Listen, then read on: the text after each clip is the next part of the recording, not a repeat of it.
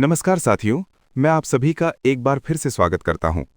भाइयों और बहनों, आज का ये वीडियो सिर्फ एक अपडेट नहीं है, बल्कि ये उन लाखों EPS 95 पेंशनरों की आवाज़ है जिनकी जिंदगी पिछले कई दशकों से न्यूनतम पेंशन की मार झेल रही है। कल की वीडियो में मैंने आपको बताया था कि 30 जनवरी 2026 को CBT की कार्यकारिणी की एक बेहद महत्वपूर्ण बैठक होने जा रही है। ये कोई साधारण बैठक नहीं है, क्योंकि CBT की कार्यकारिणी EPFO की सबसे बड़ी और सर्वोच्च कमेटी मानी जाती है। पेंशन, PF और EPFO से जुड़ा कोई भी बड़ा फैसला अगर आधिकारिक रूप से मान्य होता है, तो वही फैसला CBT की कार्यकारिणी से होकर गुजरता है। इसलिए इस बैठक पर पूरे देश के EPS पेंशनरों की निगाहें टिकी हुई हैं। साथियों, बजट से पहले देश भर में पेंशनरों का जो आंदोलन चल रहा है, वो अब धीरे धीरे नहीं बल्कि तेजी से जोर पकड़ता जा रहा है। सबसे बड़ी और सबसे सकारात्मक बात यह है कि इस आंदोलन में पेंशनरों की संख्या दिन प्रतिदिन बढ़ती जा रही है। ये किसी भी संघर्ष के लिए बहुत बड़ा संकेत होता है। पहले जब NSE के आंदोलन होते थे तो मुश्किल से 500, 1000 या अधिकतम 1500 पेंशनर ही इकट्ठा हो पाते थे। इतनी छोटी संख्या को देखकर न तो पुलिस प्रशासन गंभीरता से लेता था और न ही सरकार पर कोई दबाव बन पाता था। लेकिन आज हालात पूरी तरह बदल चुके हैं। आज पेंशनरों में अभूतपूर्व जागरूकता आई है। लोग समझ चुके हैं कि अगर हमें अपने हक की लड़ाई लड़नी है तो हमें संख्या बल दिखाना होगा। अब हर आंदोलन में हजारों की संख्या में पेंशनर सड़कों पर उतर रहे हैं। ये सरकार और प्रशासन दोनों के लिए एक साफ संदेश है कि EPS 95 पेंशनर अब चुप बैठने वाले नहीं हैं। यही संख्या बल किसी भी सरकार को घुटनों पर लाने की ताकत रखता है। साथियों, सभी पेंशनर आज अपना आक्रोश खुलकर व्यक्त कर रहे हैं और इसकी वजह भी बिल्कुल साफ है। सबका मकसद एक ही है, सम्मानजनक जीवन के लिए सम्मानजनक पेंशन। सरकार की तरफ से जो संकेत मिल रहे हैं वे यही बता रहे हैं कि बजट में न्यूनतम पेंशन वृद्धि को लेकर कुछ न कुछ होने वाला है। अखबारों में, टीवी चैनलों में और सोशल मीडिया पर लगातार ऐसी खबरें दिखाई जा रही हैं कि सरकार न्यूनतम पेंशन बढ़ाने पर विचार कर रही है। अब इन खबरों को लेकर हम दो तरह से सोच सकते हैं। पहला ये कि सरकार सच में पेंशन बढ़ाने जा रही है और जो खबरें मीडिया में चल रही हैं वे सही है।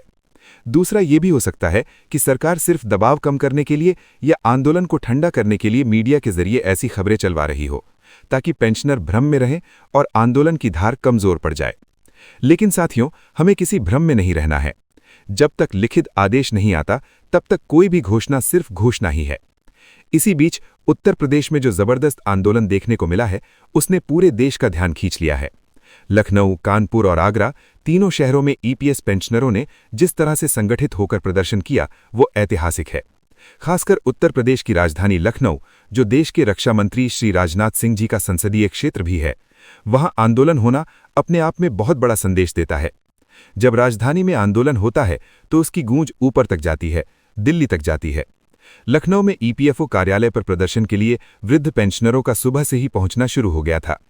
दूर दराज के जिलों से भी पेंशनर बड़ी संख्या में वहां इकट्ठा होने लगे।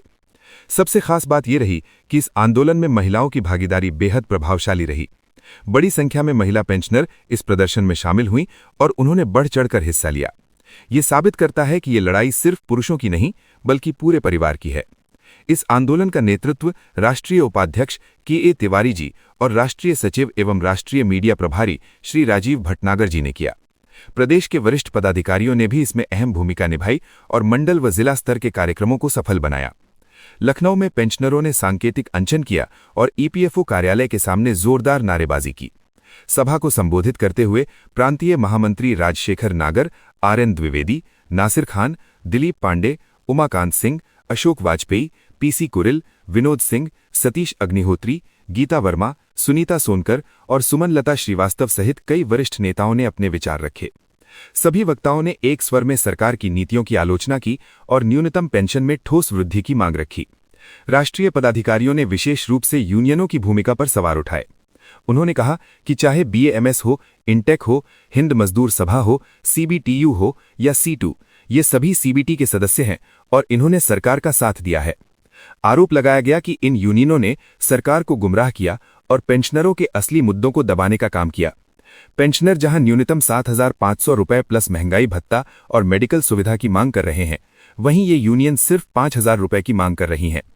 वक्ताओं ने उस नए नियम की भी कड़ी आलोचना की, जिसमें पति की मृत्यु के बाद पत्नी को आधी पेंशन देने की बात कही गई है। ये सवाल उठाया गया कि क्या सरकार या यूनियन ये तय करेगी कि पत्नी कितने साल जिएगी, या कोई भगवान है जो किसी की उम्र तय करेगा।